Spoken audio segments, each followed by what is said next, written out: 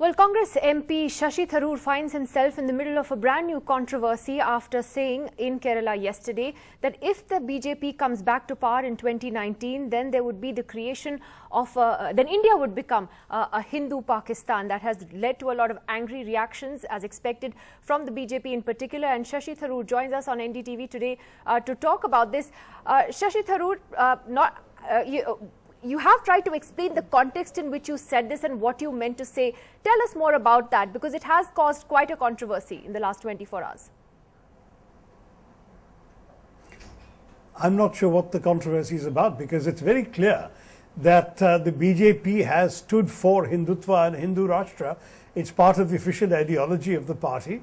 And our Prime Minister has actually asked every ministry to study the thoughts of Deen Dayal Upadhyay, who was, after all, a leader who officially rejected the constitution, as did other heroes of the BJP, V.D. Savarkar and M.S. Golwalkar. So they have said that they don't agree with the Indian constitution. They have said that the fundamental problem with the Indian constitution is that it defines the nation of India wrongly. And they've explained by what they mean by that is that India is seen as a territory with all the people living on it, and that is wrong, they say. The nation of India is actually a people, and the people are the Hindu people. So that's their idea, that the constitution and the nation and the national system should be built on a Hindu Rashtra. Now, they've never repudiated that thinking. If our Prime Minister were to stand up and say, I admire Deen Dayal Upadhyay's other ideas, but I disagree with him on the constitution, then we have nothing to worry about. He's never said that. So on the one hand, we have a Prime Minister who says the constitution is my holy book. On the other hand, he tells every ministry you must study the thoughts and ideas of Deen Dayal Upadhyay. The two things don't gel. One or the other is your real belief, and I think the BJP and the RSS have not hidden their real faith in a Hindu Rashtra idea for a very long time. So what I'm a proud Hindu myself, but I believe in an inclusive No, so you believe Hinduism. that they would actually try to change the constitution if they came back with the majority next year? Absolutely. I think the one thing that has prevented them from trying so far has been the fact that they haven't had what it takes. That is, a significant majority in both houses as well as half the states. Now they have more than half the states. They have pretty much, with the NDA, almost 2/3 of the Lok Sabha. They don't have the Rajya Sabha. If the day comes when they have all three, I don't see what would stop them, because these are amongst the core convictions of the BJP and the RSS. But Mr. Tharoor, there are reports that even in your own party, there are others who are very uncomfortable with the remarks that you've made. They believe that, these comments are, comments that play into the hands of the BJP and Narendra Modi, and that this could backfire on the party. Well, I mean, it's up to their own conscience to decide what they stand for and what they articulate. This has certainly been a consistent set of beliefs I've had. I've actually said this in 2013 in the lead up to the 2014 election. I'm not saying something entirely new.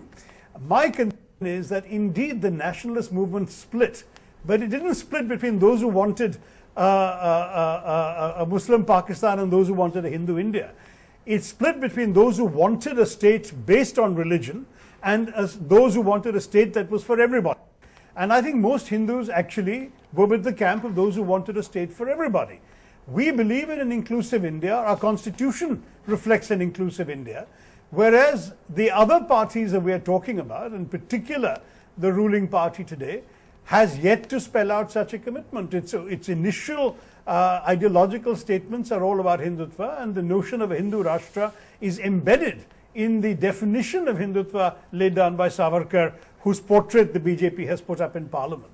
I think the BJP can't have it both ways. They have one set of messaging for those who follow their doctrines within their establishment, and then they try and present a more inclusive face to the rest of the country. So what do you make of the BJP's... I think it's time to call them out and say, what do you really believe in? So what do you make of the BJP's demand that the Congress, that Rahul Gandhi should apologize for what you said? Because they're clearly now turning in this into very much a political issue.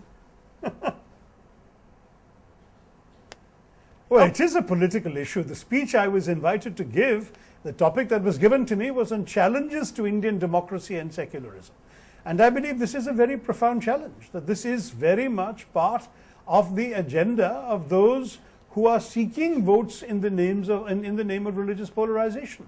You see, when you have Hindus like myself who are completely unabashed about our faith but see it as an inclusive faith, we don't want to live in a Hindu version of Pakistan.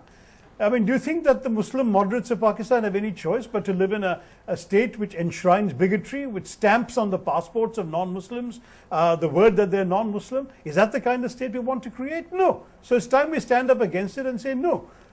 Indian Hindus, in fact, Muslim friends have openly said that one of the reasons they feel secure in India is because the Hindu majority here believes in inclusion, believes in embracing all. So, that's so the you're kind laughing of India off we've built for 70 you're years. laughing off an That's apology. the kind of India You're that's in laughing off the demand Constitution. for an apology.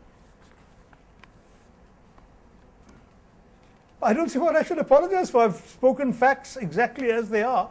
The day the BJP repudiates the theory of Hindu Rashtra, I'll stop saying this. Because at the moment, Hindu Rashtra remains very much an objective of the RSS, to which the BJP cabinet, as you know, goes annually to pay obeisance. So until they drop their beliefs, how can one stop criticizing them? All right, Shashi Tharoor, thanks very much for joining us. Let us see how this controversy plays out. Thanks for joining us on NDTV. Thank you, Nidhi.